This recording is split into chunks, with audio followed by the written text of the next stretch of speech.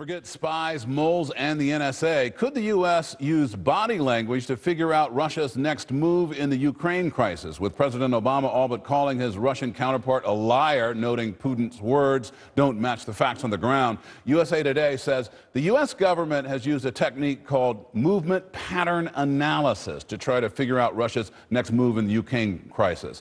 The Pentagon admits to studying Putin's body language back in 2008, but denies studying him again with respect to what's going on in Ukraine. Janine Driver joins us now live from Washington for more. She's the author of the book You Can't Lie to Me and the president of the Body Language Institute. So Janine, what kinds of things could the government learn from studying Putin? Anything more than just personality traits? Yes, I think that what they're looking for right now, the team they're using in the Pentagon, they're trying to determine most likely how quickly is he going to take action. Is he spending a lot of time gathering research? Is he going to spend a lot of time doing pluses and minuses and invading the Ukraine, maybe taking that peninsula permanently for Russia? Or how quickly is he going to pull the trigger? He's going to pull the trigger really quickly on taking action. In general, body language, we're looking for all of the nonverbals. What does it say? My specialty is detecting deception, which we have loaded with Putin in the last week or two, is a lot of deception that we can prove he's telling us things that aren't true. So, okay, let's get to specifics. Putin first broke his silence on the Ukraine at a press conference earlier this week. What did you take away from his body language while he was defending his actions and blaming Western powers, especially the United States, for causing, I think he called it, anarchy and an armed coup in Ukraine? Well, you see with his right hand, he did just a second ago a zero. Literally, this is how he feels probably about the United States of America. And then he does a chop. And that chop with his hand is very aggressive. It's like a karate chop. It's very aggressive. We used to see with Bill Clinton and we saw with Tony Blair, they did the thumb of power. America, I want you to listen. He is not using this little thumb. The thumb of power is a combination of pointing and chopping. Putin is not doing that. He's not taking the softer approach. He is taking, this is who America is. He's calling us lab rats, that we're doing experiments. We don't know where the outcome is. We're big fat zero in his book. He's trying to intimidate us with his nonverbals. What about deception? What are the signs of deception that helps him, for example, perhaps be a liar?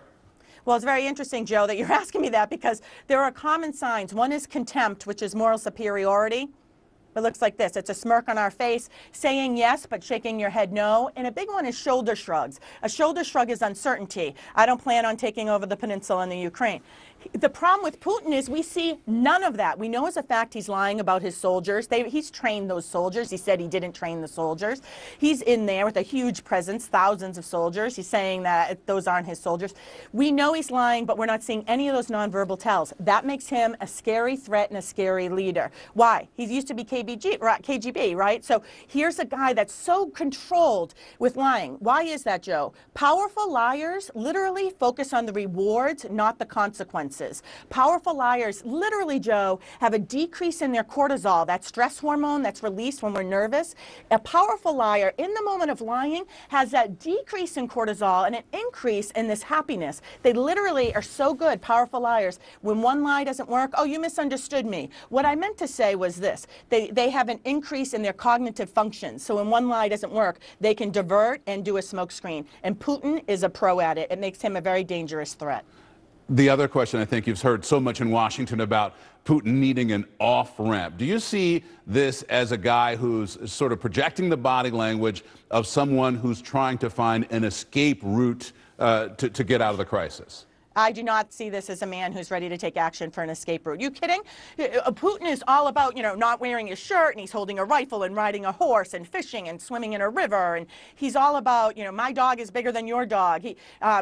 George W. Bush wrote a memoir, and he talked about how he showed him the little dog that he had, a Jack Russell Terrier, a terrier dog, and a tiny little dog. His name was Barney. And then Putin, when Bush goes over to Russia, Putin brings out this big, huge chocolate lab, this black lab, and Putin says, my dog, faster, stronger, more powerful than Barney. It's always, mine's bigger than yours. I don't think he's going to take an off-ramp, unfortunately. Right, I hope I'm wrong. This goes both ways, right? The U.S. can also read Putin's language, so the Russians can do the same thing to Obama. Do you take anything away from the president's body language that's pretty interesting? Well, it's interesting. There was a phone call recently. We see Obama in the Oval Office talking with Putin. Here's the picture now. We see Obama's right hand on his hip. Obama likes to take a lot of phone calls standing up, which is a great sign of a powerful leader. It's someone who's ready to take action. You can't take action when you're sitting down. So he's standing up. But interesting about Obama here, he's right hand on his hip while he's talking. And he has a very wide stance. So we see him in a casual outfit. I think this was a snow day, actually, in Washington, D.C. last Monday. So this wide stance we see, this is in law enforcement. I come from the law enforcement world. I used to be with the Justice Department. In law enforcement, we call this, Joe, a short, fat candle. When someone stands and their feet are very close together, they're seen as a tall, skinny candle. You bump a table with a tall, skinny candle, it falls over. A short, fat candle on a table, when you bump the table, the candle stays still. So Obama is saying, I'm a force to be reckoned with, too, because I'm not going to be pushed around easily. He's got that nice, solid stance, a broadside display, almost in the Superman pose, taking up the space. Think about it. When a bear in the woods is out to attack you, you see a bear, they say if you have a mountain bike, put the mountain bike over your head to look bigger. I'm a bigger threat. Obama right here is saying, listen, I'm a threat too. Don't mess with me. Janine Driver, the body language expert. That's just fascinating. When I get back to Washington, I'm going to look you up. Maybe you can tell me about the body language of some of the people I interview for the news. Yeah, well, you look great. You guys have a great team there. You have great rapport, and I appreciate it being here, Joe. Thanks so much for that, Janine.